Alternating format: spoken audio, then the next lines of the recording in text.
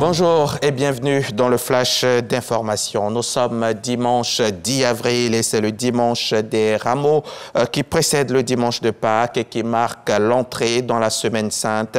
Les chrétiens de Côte d'Ivoire, rameaux en main, se sont mis en marche ce matin en procession. C'est la marche vers Pâques du peuple de Dieu à la suite du Christ. On prend maintenant la direction de Grand-Bassam dans le sud de Comoé, à une cinquantaine de kilomètres d'Abidjan. Le ministère de l'Enseignement supérieur y a initié récemment un atelier. Il s'est agi de former les experts à la notion de budget-programme, la gestion des finances publiques selon les normes de l'UEMOA. Issa Chonayeo a pu y assister. Il nous en parlera dans les détails dans le 13h. Et pour un coup de filet, les douanes de San Pedro en ont vraiment réalisé 300 tonnes de produits de tout genre. Voilà leur saisie. De la drogue, du poisson avarié, du poulet avarié, du lait périmé, des faux médicaments, le tout d'une valeur de 300 millions de francs CFA. Des produits que les douaniers de San Pedro ont pris grand plaisir à incinérer, comme nous le dit notre correspondant dans la région, Sam Conan.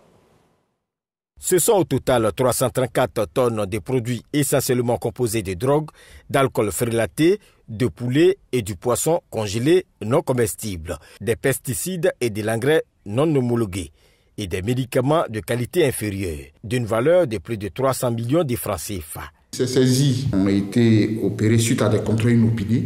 Nous avons entendu quelquefois des embuscades, soit dans les corridors, et bien souvent par des indicateurs. Ces produits saisis courant 2020-2021, jugés dangereux pour l'homme, ont été soit détruits, soit incinérés à la décharge municipale de San Pedro. La population peut consommer ces produits sans le savoir parce qu'il y a des dates de péremption auxquelles les gens ne font pas souvent attention. Et il y a des produits qui, dans la législation, sont, comme on dit, prohibés à titre absolu. C'est-à-dire que c'est interdit à la consommation humaine. Nous ne pouvons pas être partout en même temps. Donc il est important que la population se mobilise pour nous donner les informations en ce qui concerne tout ce qui est illicite et dangereux pour leur propre santé. La direction régionale des douanes de San Pedro couvre les régions du Lodjibois, du Gor, de la Nawa, du Boclé et de San Pedro.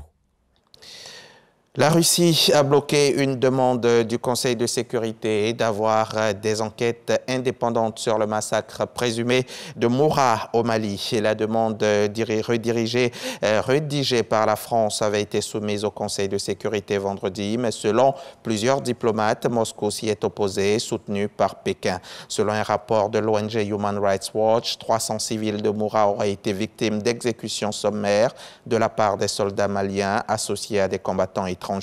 Les autorités de Bamako affirment de leur côté avoir neutralisé 203 djihadistes, une version malienne mise en doute vendredi par le ministre français des Affaires étrangères.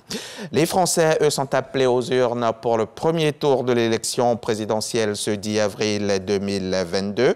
Les bureaux de vote ont ouvert partout en France métropolitaine. Quelques 48,7 millions d'électeurs sont appelés à voter pour départager les 12 candidats à la présidence de la République. L'ombre de l'abstention plane sur ce scrutin. Nombre de politologues craignent que le record du 21 avril 2002, 28,4%, le plus haut niveau jamais enregistré pour un premier tour d'une élection présidentielle, puisse être battu.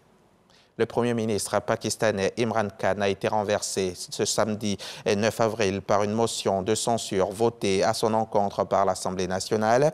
À l'issue de plusieurs semaines de crise politique, la motion de censure a été approuvée hier soir par 174 députés sur 342. Il s'agit d'une victoire sans surprise pour la coalition de l'opposition qui avait la majorité depuis plusieurs jours. Aucun Premier ministre n'est jamais allé au bout de son mandat au Pakistan depuis l'indépendance du pays en 1947, mais Imran Khan est le premier à chuter sur un vote de défiance. Le chef du gouvernement au pouvoir depuis 2018 a néanmoins résisté en s'accrochant jusqu'au bout. Tout à l'heure à 13h, dans le cadre du magazine du dimanche, je recevrai Emmanuel Krou-Nguessan, le président de l'ONG GATIC Côte d'Ivoire, le groupement des alphabétiseurs par les technologies de l'information et de la communication. Une ONG spécialisée donc dans l'alphabétisation par le numérique, lauréate du prix UNESCO Confucius d'alphabétisation 2021. On en saura plus tout à l'heure. Rendez-vous à 13h.